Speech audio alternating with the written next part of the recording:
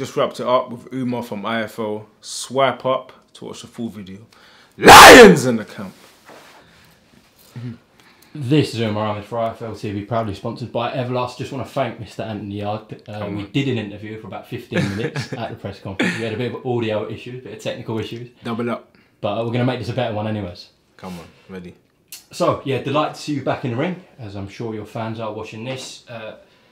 Yeah, your opponent, Colombian, seems like he's got a good record. We don't know him as British fight fans. Have you got any info on him, please, Anthony? I haven't. I know he's fought on a few big cards in America. Whether he was successful in them big cards, I don't know. I don't think so, should I say. I know he's knocked out 15 people. And he's won, I think it's 20 or over 20 fights. And I think he's lost 5. So he's a southpaw. You know, southpaws can be tricky when southpaws fight orthodox fighters. But for me, it's just having the crowd back, entertainment. So it just feels real again. Yeah, we'll come on to that in a sec. But just interested to know, we all know, it's not a secret, that you're gearing towards that rematch with Lyndon Arthur. So I know you will fight anyone that's put in front of you, but yeah, to fight a southpaw, you would have done sparring for a southpaw, you're fighting a southpaw. How comes? Just a bit of mix and match really. Remember, I was meant to fight Atra, who's an undefeated fighter. He pulled out. The first one was, again, my bad. I had an abscess tooth ache infection thing that came along. I had to do the antibiotics thing and get the tooth extracted. So I couldn't fight on that day, and then we rescheduled to fight, and then he pulled out for whatever reason. I still don't know the reason. And then we said we're going to get it on again for this date, and then he just, don't know, he just said no. Why that is, I don't know. Opponents are very important, especially at this stage. But the guy I'm fighting this Saturday, he's got a decent record. Not someone I can overlook, so boxing's a career. So I'm not having a tune-up fight, preparing myself for Lyndon Arthur. You know, it's just, right now, it's just another fight for me. We've got, we're going to leave this in, by the way. Sorry. We've got Ali Drew. Get some agua, get some agua. She's alright, but she's just having a bit of a mess there. That's threw me off a little bit, that. But yeah, you must be just buzzing. Fans are back. You're back on BT Sport. I know you had them couple of pullouts, which must have been so annoying. But you can go in there and do your thing. Exactly that. And for me, it's having the crowd back. It's like, if you've ever fought before, if you're a boxer, they say there's gym fighters and there's under the lights fighters. And the 2 fights I had when there was no crowd, it literally felt like I was sparring in the gym. I thought you don't spar. Exactly. I've heard that so many times before. Like I wasn't in Vegas sparring as an amateur. Like I wasn't sparring James Gill and all these other guys as an amateur. But no, I've always sparred. Every single fight I've had, I've sparred for the fight. That's how we prepare. That's how we practice. That's how we get. You know, you can do with the cross training, fitness, aerobics. You can do with that. And then when you get into the boxing ring, it's completely different. So we've always sparred. We've always sparred. But yeah, fight night, Saturday, we got the crowds back. For me, that's just the highlight. It's the highlight. When you're doing a ring walk and you see the crowd or whatever, the adrenaline pumps in. You can call them nerves or whatever, but I feed off of that energy. So I'm happy to get back. We know James Cook has been in the camp for a while now.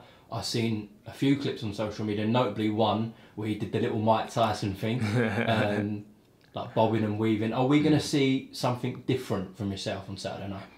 We'll have to just wait and see. I feel like every fight I've had, you know, you've seen different things. And again, the last fight I had, when I tried something different, it didn't work out in my favour. But for me, it's just getting the job done. That's my only focus. Getting the job done in the best fashion possible. And just not focusing on anything else. I know after the fight with Lyndon Arthur, you took yourself away. You went away to Mexico. Yes. And obviously you had a really difficult year. I'm not talking just in the ring, outside it, and you weren't doing any media, and completely understandable. But you did go on your own channel, and there was a lot of rumours, and people were discussing: is he going to stay with Tunde? Is he going to leave Tunde, etc. Who else is he going to train with? Of course, you made your decision to stay with him, but bring in James Cook. How close potentially were you from leaving that camp. Can you touch upon that, please? You know what? It never went through my mind saying I'm gonna leave Tunde, I'm gonna leave Ade, I'm gonna just go and do my own thing. That never went through my mind.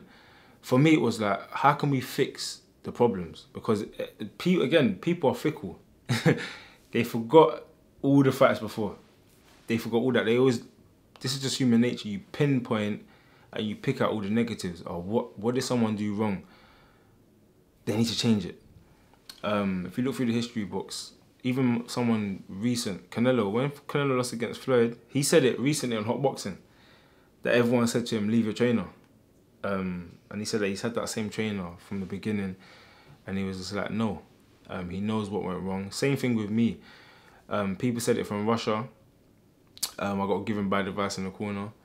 And then for this fight, they said I got given no advice in the corner. And again, that's something we've all tweaked on, we've all analysed, we've looked at, we've assessed. The way I train and Tunde's dedication to the sport, that's what I'm happy with. I don't think I've ever met somebody. Me and Tunde always battle and compete and banter each other about who's more dedicated to the sport of boxing, who puts more time in, who does this, who does that. Not physically, but all around the board. So he's somebody, and the only other person I can say that's on par with that is Tony Cisse.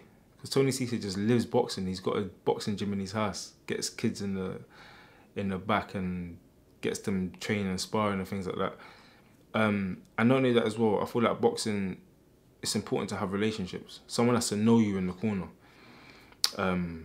They have to know your strengths, your weaknesses, etc. So I feel like adding to the team is the best thing. From everyone can put their egos aside, which happened.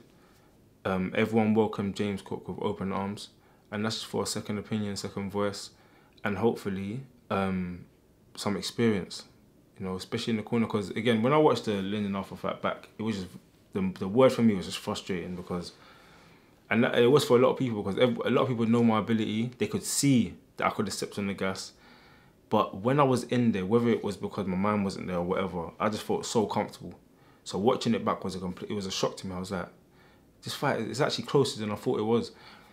But again, that's something that we've all analysed.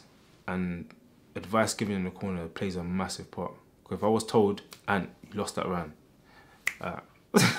Madman Anthony comes out. But everyone's analysed themselves. Well, I appreciate you opening up a little bit on that and admitting there was a conversation with Tunde to be had about that. Just on that with Lyndon Arthur, why didn't you leave it all in the ring that night? Do you know what it was? If I can break it down how it all went, there was friends and family members that said to me I shouldn't have even been in the ring, based on the year I had. In boxing, you need to be mentally switched on, and I was physically there. I was in shape.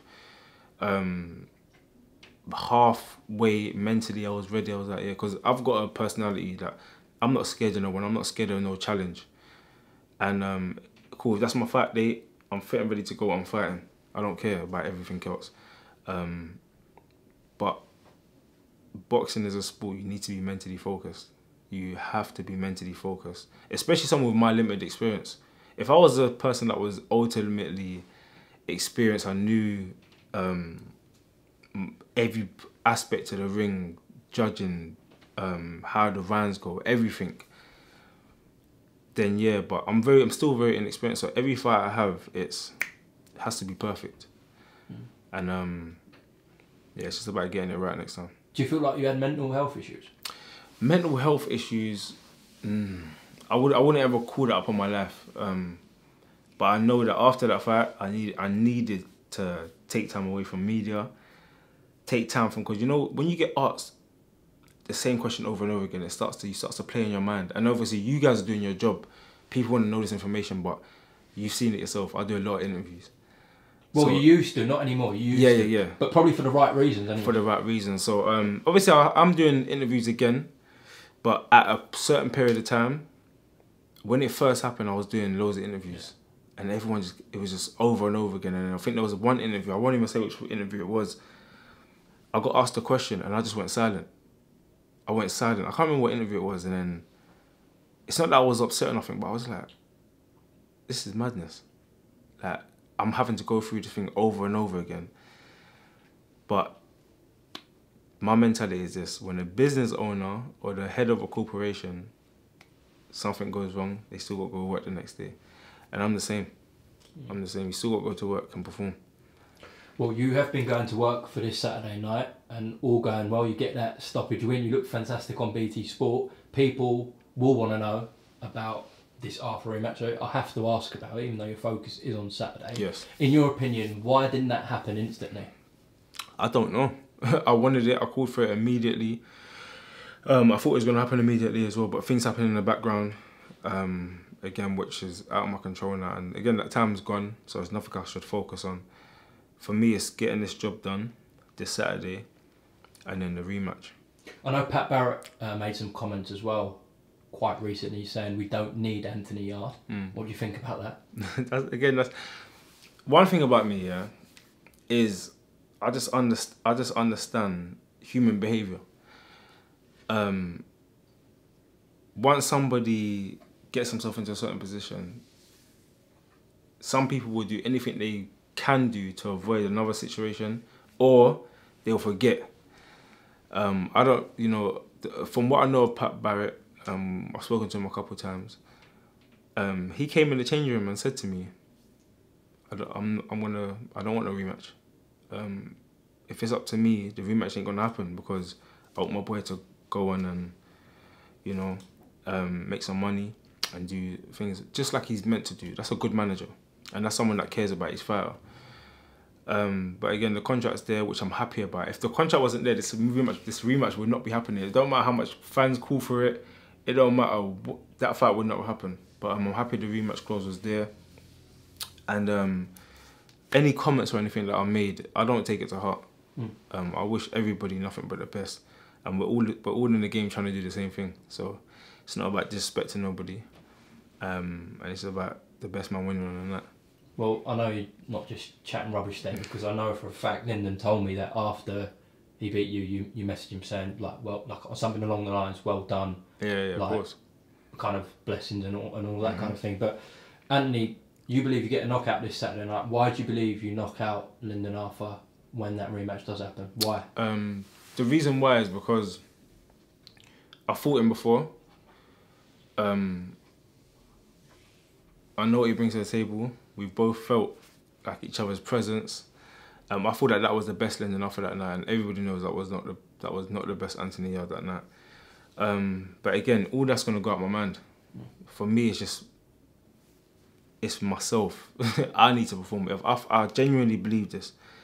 If I'm on form and I make the right decisions, I can beat anybody in the world. Of course, at one point, you were the main man for Frank Warren and BT Sport. You and Dubois arguably are still biggest names in the stable, but obviously you've got to rectify that thing with Lyndon Arthur. But you believe you can not only become the biggest star in BT Sport, but British and world boxing. That is still the goal for you, isn't it? 100%. 100%. As I said, with the right decisions made in the ring, right preparation, I feel like I have the attributes to beat anybody in the world, and that's anybody. Before we close off, that journey you're talking about to get to the top, we still believe that involves a Mr. Joshua Buatsi one day? Oh, absolutely. Absolutely. That fight is so interesting because he, again, and I pay homage to anyone that's doing well. I'm just one of them people. I like people that are doing well and success. That's just me as a person. So he won a fight recently, and I'm always happy to see people winning and progressing in life, especially like a person that's a big name or a prospect, because I like to see a success story. So whether we fight for a world title, or we fight when we're at the top, or we fight 2 fights from now, that fight is definitely going to happen. And I've said that and I keep saying that, and he said the same thing also. Well, Anthony, I appreciate your time for the second time today. Yes. Always good to get you on IFL. I'm sure we're going to see a great performance from you on Saturday night here in Birmingham. Tune in on BT Sport. Anything you want to add? Thank you for the support. Short and sweet. All right, Anthony, we're going to speak post-fight. Appreciate it, time. Love my bro.